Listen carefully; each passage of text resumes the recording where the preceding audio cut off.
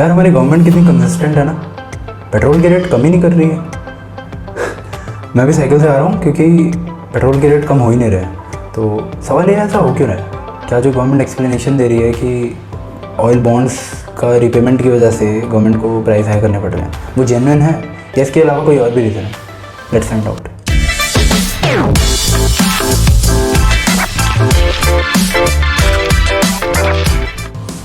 पहले बात करते हैं ऑयल के प्राइस की।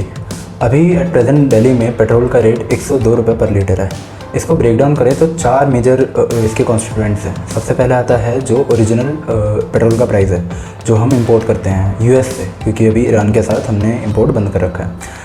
वो price including freight charge 41.8 rupees है राइट नाउ। इसके अलावा सेकंड प्राइस आता है जो स्टेट गवर्नमेंट और सेंट्रल गवर्नमेंट का टैक्स होता है। तो सेंट्रल गवर्नमेंट टैक्स लगाती है एट प्रेजेंट है 32.9 रुपीज़, जिसको एक्साइज ड्यूटी भी कहते हैं। उसके बाद आता है स्टेट गवर्नमेंट का टैक्स, जिसे वैल्यू एडेड टैक्स या वैट भी कहते हैं, जो लगता है 25 रुपीज़। उसके बाद आता है फाइनल में डीलर कमीशन, जो डिफरेंट आउटलेट्स हैं जो पेट्रोल बेचते हैं उनका कमीशन, वो एट प्रेजेंट है 3.8 रुपीज़। इन सबको कंबाइन कीजिए तो अभी का रेट आ जाएगा 102 रुपये। सवाल यह है कि इनमें से कौन सा पार्ट है जिसकी वजह से पेट्रोल का प्राइस बढ़ा है। जो फर्स्ट दो पार्ट हैं, जो इंटरनेशनल प्राइस है वो, और जो सेंट्रल गवर्नमेंट का टैक्स है, ये मेजर कॉन्स्टिट्यूएंट है। अगर आप इंटरनेशनल प्राइस को कंपेयर करेंगे तो पिछले कुछ टाइम से वो भी धीरे धीरे बढ़े हैं। ये एक टाइम पे बहुत ज़्यादा डाउन हो गए थे पेंडेमिक के बाद, क्योंकि डिमांड एंड सप्लाई का बेसिक रूल है, डिमांड कम हो गई थी तो प्राइस भी कम हुए थे। अब डिमांड दोबारा बढ़ रही है तो इसके प्राइसेस बढ़ रहे हैं। सेकेंड रीज़न जो सबसे ज़्यादा सिग्निफिकेंट है वो है गवर्नमेंट के टैक्सेस का इंक्रीज़ होना। नाउ ये टैक्स गवर्नमेंट इंक्रीज़ क्यों कर रही है? इसके दो रीज़न है। प्राइमरली जो गवर्नमेंट इसको डिफेंस की तरह यूज़ कर रही है वो है ऑयल बॉन्ड्स। ऑयल बॉन्ड्स को आसान भाषा में समझते हैं। 2002 के टाइम पे अटल बिहारी वाजपेयी की जब गवर्नमेंट थी, उससे पहले तक ऑयल सब्सिडी प्रोवाइड की जाती थी जितने भी लोग पेट्रोल बेचते थे ना। सब्सिडी का घाटा ये होता था कि टाइम के साथ ये सब्सिडी बढ़ानी पड़ती थी, और अगर आप लॉन्गर ड्यूरेशन में देखेंगे तो बहुत लॉस होता था।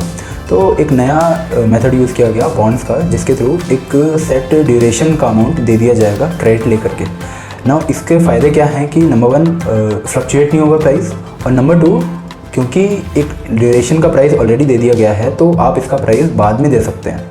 तो यही हुआ 2014 तक 1.34 लाख करोड़ रुपए के bond price without interest amount हो गया था ना। ये ऐसा नहीं है कि बीजेपी की गवर्नमेंट ये पहली बार ही रिपेमेंट कर रही है। 2014 में आने के तुरंत बाद नरेंद्र मोदी की गवर्नमेंट ने 34,000 करोड़ का रिपेमेंट ऑलरेडी किया हुआ था। तब एक बॉन्ड मैच्योर हुआ था। उसके बाद से 6 साल बाद तक कोई बॉन्ड मैच्योर नहीं हुआ। अब जा करके दूसरा बॉन्ड मैच्योर हो रहा है जो कि 19,500 करोड़ का है। इसके रिपेमेंट का रीज़न आगे रखते हुए गवर्नमेंट ये कह रही है कि यूपीए गवर्नमेंट की गलती को इस गवर्नमेंट को रेक्टिफाई करना पड़ रहा है। अगर आप देखेंगे तो ये रीज़न जेन्युइन तो है, क्योंकि ये फैक्ट है कि मोस्ट ऑफ द जो ऑयल बॉन्ड का डीलिंग थी वो 2004 से 14 के बीच ही थी।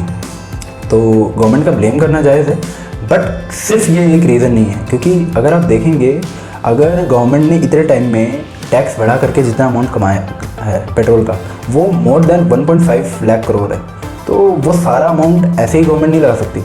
ऑल्सो अब लोग ये कहेंगे कि गवर्नमेंट एक्सेस में आगे का सोच के ऑलरेडी टैक्स बढ़ा रही है, जिससे आगे जा करके पेट्रोल के प्राइस स्टेबल कर सके, बट ऐसा नहीं होता है। अगर आप गवर्नमेंट के बजट को समझेंगे तो गवर्नमेंट को पर ईयर का एक्सपेंडिचर बताना पड़ता है। अगर वो पर ईयर की उसकी अर्निंग पेट्रोल के टैक्सेस से हो रही है तो उसको उसी साल के एक्सपेंडिचर में वो लगाना पड़ेगा। इसीलिए अब मैं सेकंड रीज़न की बात करूँगा, जो है कि कॉर्पोरेट टैक्स जो गवर्नमेंट कलेक्ट करती थी वो ड्रास्टिकली कम हो गया काफ़ी। पेंडेमिक से पहले 2018 से 19 के टाइम पे ये टैक्स 6.64 लाख करोड़ था। 1920 और 2021 में ये टैक्स घट करके 4.42 लाख करोड़ हो चुका है ना। ये 2 लाख करोड़ का कम होने का एक रीज़न तो गवर्नमेंट की खुद की पॉलिसीज ही हैं, क्योंकि बजट के आने के बाद गवर्नमेंट ने ये डिसाइड किया था कि कॉर्पोरेट टैक्स कम होंगे 35% से रिड्यूस होकर के। तो जो जनरल सर्विस में हुआ वो ये कि गवर्नमेंट का एक्सपेंडिचर बढ़ता गया और गवर्नमेंट का जो रेवेन्यू है वो कम होता गया। इसको कहते हैं डेफिसिट। ये डेफिसिट इंक्रीज़ होता गया। अब गवर्नमेंट को कुछ तो करना पड़ेगा, तो गवर्नमेंट कहीं ना कहीं ये पेट्रोल से कलेक्ट किया गया पैसा अपने इस डेफिसिट को रिड्यूस करने के लिए कर रही है। और इसमें कुछ नया नहीं है, हर गवर्नमेंट ऐसा करती है। बस बात यह है कि गवर्नमेंट ट्रांसपेरेंट नहीं है इस बारे में। गवर्नमेंट किसी और गवर्नमेंट को ब्लेम करके इसको एज ए शील्ड यूज़ तो कर रही है, लेकिन बैक एंड में ये भी चल रहा है कि गवर्नमेंट कहीं ना कहीं अपने एक्सपेंडिचर का जो है उसको कंपनसेट करने के लिए ये रेवेन्यू बढ़ा रही है। तो that was the main reasons. अब एक बात ये भी है कि इंटरनेशनल प्राइस भी बढ़ रहे हैं, बट अगर आप कंपेयर करेंगे तो प्राइसेस पहले भी बढ़े थे, बट गवर्नमेंट ने टैक्स नहीं बढ़ाए थे, तो उसको मैनेज करने के लिए ही गवर्नमेंट अपने सेंटर के एक्साइज ड्यूटी को फ्लक्चुएट करती रहती है। ये एट प्रेजेंट गवर्नमेंट नहीं कर रही है, क्योंकि गवर्नमेंट का एक एम है कि इतना अमाउंट कलेक्ट करना। मेरे हिसाब से पेट्रोल के प्राइसेस तब तक कम नहीं होंगे जब तक गवर्नमेंट का वो एम नहीं अचीव हो जाएगा, और as a middle class consumer हम ही सफ़र करेंगे, बिकॉज होता यही है। तो गवर्नमेंट को मेरे हिसाब से यहाँ मिडिल क्लास कंज्यूमर की ही कंसर्न को समझना चाहिए, और थोड़ी और ट्रांसपेरेंसी की ज़रूरत है, because end of the day अगर हम लोग सफ़र करेंगे तो हम ही इसी गवर्नमेंट को इलेक्ट करते हैं। So that was the video. I hope इस वीडियो से आपको वैल्यू मिली और समझ में आया। Thumbs if you like it, sub if you haven't already. Thanks for watching. Jai Hind. Thanks for watching. Jai Hind. Thanks for watching. Jai Hind.